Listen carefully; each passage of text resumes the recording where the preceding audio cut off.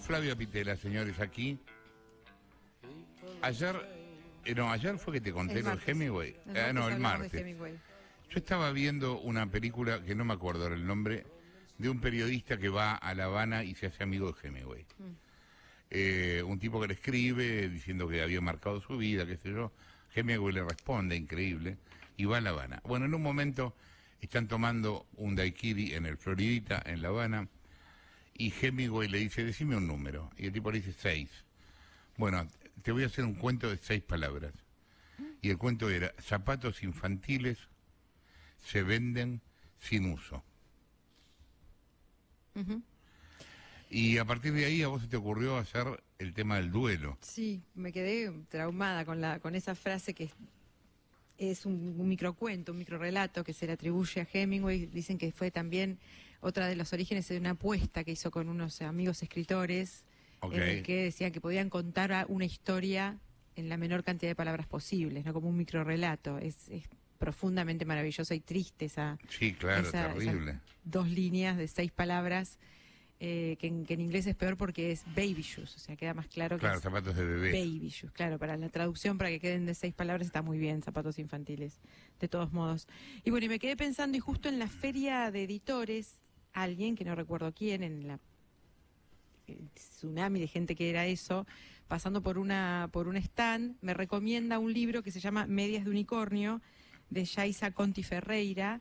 La editorial es Hasta Trilce, que bueno, ahora vamos a hablar de él, pero tenía en casa varios libros que se fueron publicando este último tiempo sobre el duelo. Libros sobre el duelo, históricamente hay un montón, porque es uno de los temas de los que más necesitamos hablar.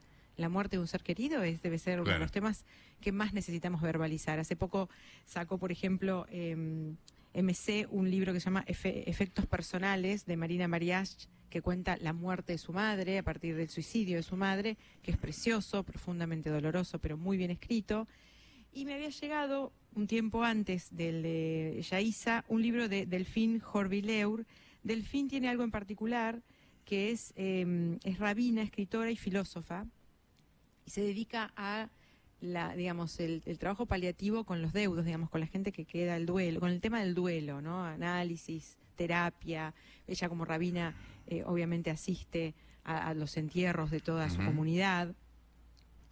El libro se llama Vivir con los muertos y son historias de familiares y de vidas de personas alrededor de los muertos. Y tiene una frase que me gustaba leer, porque ella estudió primero para ser médica, estudió mucha medicina, y decía, la biología me inculcó hasta qué punto la muerte forma parte de nuestras vidas. Mi profesión me muestra a diario que podemos hacer que lo contrario sea igualmente cierto. También en la muerte puede haber un lugar para los vivos. Para ello es preciso que podamos contarlos. Esto me quiero detener acá, ¿no? Encontrar palabras que los preserven mejor que el formol. Cada vez que oficio en el cementerio trato de honrar y ampliar ese lugar mediante la fuerza de unas historias que dejan huellas indelebles dentro de nosotros, la prolongación de los muertos entre los vivos. Y el libro se llama así, Vivir con nuestros muertos, y a partir de ahí Delphine va a hablar de ciertas historias que realmente son muy conmovedoras porque dan cuenta de eso, ¿qué hacemos con los muertos, no? Yo recuerdo, por ejemplo, mi cuñada, cuando murió mi papá hace muchísimos años ya, hace muchos años ya, no tantos, para mí son segundos, pero ya pasaron muchos años, y yo no quería festejar la Navidad, no quería... Y ella me dice, pero nosotros seguimos vivos, ¿no? Y son esas frases que alguien te dice de afuera que te sacuden, diciendo que tu papá no está más, pero el resto seguimos vivos, diciendo, ¿qué hacemos con lo que quedamos? ¿No? Y creo que forma parte de eso, y esa frase de Hemingway me hizo pensar muchísimo en cómo la literatura históricamente ha trabajado la idea de la muerte de un ser querido. El libro de Delphine Horvilleur se llama Vivir con nuestros muertos y lo publica Libros del Asteroide. Libros, decía, sobre los muertos hay muchísimos. La ridícula idea de no volverte a ver, de Rosa Montero. Apegos feroces, de Vivian Gornick, que me parece un librazo. También Esto pasará, de Milena Busquets, es muy bueno. Hemos hablado mucho de estos libros. Hay un libro de Joan Didion que me gusta mucho, que se llama Noches Azules, en la que Joan Didion relata la muerte de su hija, Quintana, que muere es una chica adoptada, una historia hermosa que tiene Joan Didion con esa niña, muere de una pancreatitis. fulminante, espantosa, y bueno, y Noches Azules relata la muerte de su hija. Entonces, también es cierto que narrar la muerte de un padre claramente no es lo mismo que narrar la muerte de un hijo.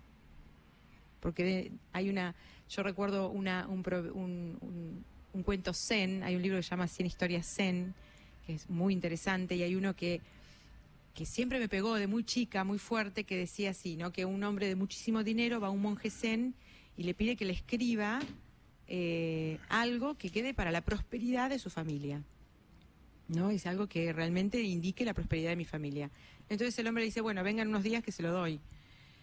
Entonces cuando se lo da escrito, esta providencia decía, abuelo muere, padre muere, hijo muere. Entonces el hombre se enoja, le dice, pero yo le hablo de providencia y usted me habla de muerte. Y el monje le dice, bueno, preste mucha atención, sobre todo al orden en el que yo escribí esta providencia. Si cada uno de los miembros de su familia muere en ese orden, si su hijo muere antes que usted o antes usted que su padre, no va a haber providencia, no va a haber felicidad ni prosperidad. Verdadera prosperidad se llama el cuento. En cambio dice, si cada uno de estos miembros de la familia muere en el orden en el que yo lo puse, yo a eso le llamo verdadera prosperidad. Okay.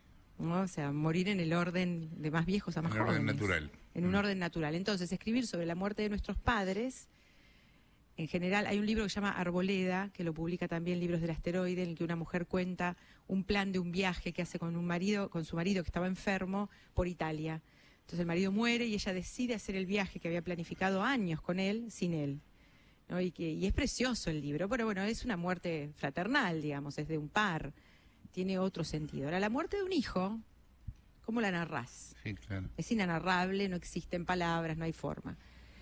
Y a la vez, narrar la muerte de un hijo es una forma de sanar, es una forma de perpetuar que ese hijo existió, por ejemplo, ¿no? Lo que hace Joan Didion en Noches Azules, ¿no? Ella le da entidad a Quintana a partir de escribirla, porque es lo que le queda de ella. Bueno, y acá entro en el libro que les quiero recomendar hoy, que se llama Medias de Unicornio. Qué raro es el título. Hay un capítulo dedicado a eso, y no spoileo nada si les digo que son unas medias que usa la protagonista del libro, que es la escritora, y bueno, nada, hay todo un tema con su madre, y la idea de ser adulto o no, si uno usa medias que tengan unicornios a cierta edad. Es muy lindo el planteo que hace, es muy divertido, eso no se los arruino porque vale la pena leerlo. Yaiza Conti Ferreira nació en Nueva York en 1984, es artista, es escritora, es profesora de teatro en un colegio, y se le murió un bebé al nacer,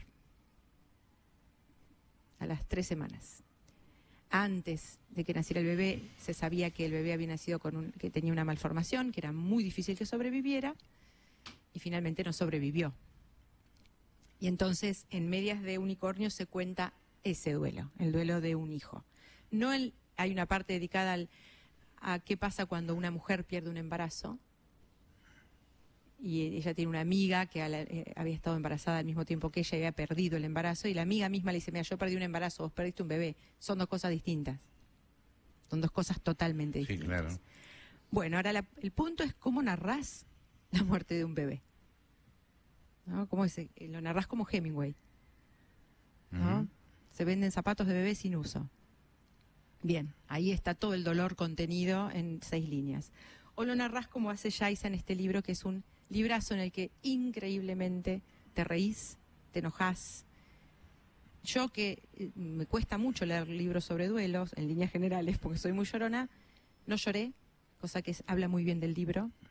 Sentí el dolor, sentí todos los estadios por los que pasa esta mujer, con una luz de esperanza, con una mirada sobre la posibilidad de vivir después de la muerte de un hijo, que es algo que nos cuesta mucho a los que somos padres, pensarnos en vivir después de la muerte de un hijo.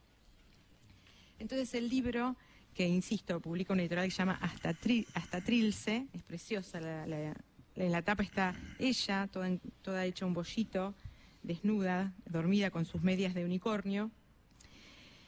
Y tiene momentos que son hilarantes, que me gustaría leerles algunos porque creo que ahí van a entender por qué estoy recomendando un libro sobre la muerte de un bebé, si no es muy difícil.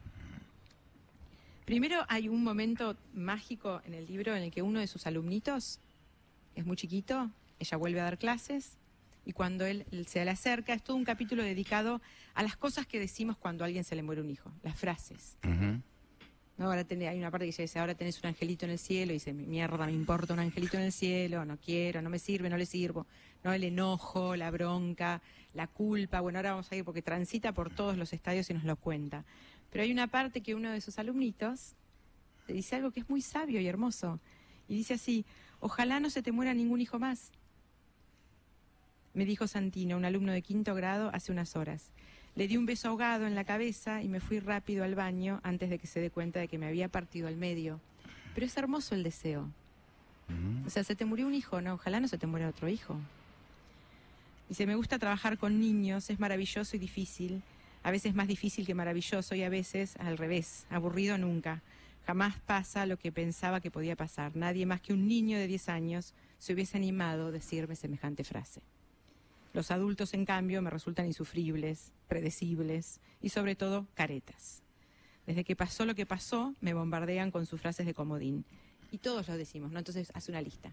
Todo pasa por algo. La vecina del 8º C. No tenés que preguntar por qué, sino para qué. ¿No? Una psicóloga del Hospital Austral. Ahora tenés un angelito cuidándote en el cielo. Lo del angelito es lo que más me molesta y explica por qué. Entonces uno ahí se ríe en lo horrendo de la situación. Y después hace unas listas. Y acá me quiero detener un poco porque está, por ejemplo, una tía se le acerca y le dice, te quedó la panza fofa. Estoy diciendo, por Dios, dice, las tías, ¿dónde se crían? Dice, en el infierno. Dice, ¿por qué todas tenemos tías que son capaces de decirnos semejante barbaridad? Sin filtro. ¿Entendés? O sea, está de duelo con las cenizas del bebé en su casa y la tía le dice, ay, te quedó la panza fofa. Entonces después hay unos capítulos más adelante en los que la protagonista logra ir al gimnasio y le dicen, tu cara, tía, ya no tengo la panza fofa. No, bueno, es así el libro, es como una... Es como lo que supongo que debe ser, y no quiero imaginar, la muerte de un hijo, como una montaña rusa del horror, ¿no? Hay en las listas que ella hace varias listas, son 5 o 6 listas, pero por ejemplo hay una lista en la que me quiero detener que habla de algo que me parece que es interesante en el libro, está muy bien escrito, la verdad está muy bien escrito, que es la cotidianeidad. Porque no es grandilocuente el libro, no habla de los grandes temas de la vida, sino más bien de la cotidianeidad del día a día, de cómo no nos preguntamos acerca de la trascendencia cuando tenemos un hijo, vamos al día a día. Entonces hay una lista de las cosas que a ella le hubieran gustado enseñarle al hijo, que no tiene, ¿no? Pero entonces dice el truco de la tabla del 9, que las estrellas que estamos viendo ahora ya se murieron hace un montón, a reírse mucho, que sienta empatía, que ame la duda, que lea, que la comida como la vida es condimentada o no es nada, que crea en lo que le haga bien creer, que puede y debe llorar, pero no tanto como mamá, que se zarpa, que va a ser un niño feliz a pesar de que nunca lo llevemos a Disney, que no pasa nada si no sabe hacer asados ni le gusta el fútbol. Son todas cosas muy sencillas. Después hay una segunda lista que es muy atractiva, una tercera lista, perdón. Hay varias listas que me parece que son fantásticas. Las listas son para detenerse y... ¿Ella vive en Nueva York? No, vive en la Argentina, vive en Buenos Aires. En Pilar, en el Hospital Austral, en una casita en Pilar donde alquilaron cuando ella quedó embarazada. Se supo que el nene estaba mal. Es como uno de nosotros, es como muy cercano a nosotros en todo sentido. No, porque yo te preguntaba por el lenguaje, había entendido que vivía afuera, ¿no? No, nació en Nueva York. Trabaja en un colegio bilingüe como profesora de teatro en inglés, porque bueno, vivió... ¿Y recordame cómo se llama? Se llama Yaisa Conti Ferreira. Yaisa, sí, Conti Ferreira. Es muy jovencita, nació en 1984. Claro. Pero bueno, hay una lista que me gusta mucho, que es la lista de los miedos. Los miedos que ella tiene ahora que ya no tiene ese bebé. Dice, por ejemplo, a la persona que voy a ser después de esto. Miedo a que la gente nunca deje de tenerme lástima. Miedo a no creer en nada. Miedo a asociar tener un hijo y poder llevármelo a casa con una tarea imposible. Miedo a nunca volver a reírme a carcajadas sin sentir que lo estoy olvidando. Son los miedos que sentimos, ¿no? Ay, me acuerdo que cuando una vez recomendé Distancia de Rescate de Samantha Schweblin, que es una novela maravillosa de Samantha Schweblin, en la que la mujer el personaje principal habla de que su hijo le pasa algo porque ella no está a una distancia de rescate, ¿no? Y me acuerdo que estábamos con Tato Young al aire y él decía que para él tener hijos era tener miedo toda la vida. Es una frase que él repite. Y yo me acuerdo que con Isabela yo decía, yo te tengo que ver y vos me tenés que ver. Esa es la distancia de rescate, ¿no? Entonces, ¿qué pasa cuando falla la distancia de rescate? En el caso de Yaisa y del personaje en esta novela, está dentro de su panza, o sea que, ¿cuál es la distancia de rescate? Esta idea de que las cosas pasan, ¿no? Y que es necesario también recomponernos y saber vivir con el dolor y trascenderlo de manera que tengamos que entender que la culpa, por ejemplo, porque hay una parte muy larga del libro que ella dice, bueno, ¿qué hice yo mal? Que es algo que, ¿no? Que ella es asmática, a lo mejor porque el nene tiene un problema que tiene que ver con el diafragma. ¿Qué hice mal? O sea, ¿qué haces mal? ¿Qué haces bien?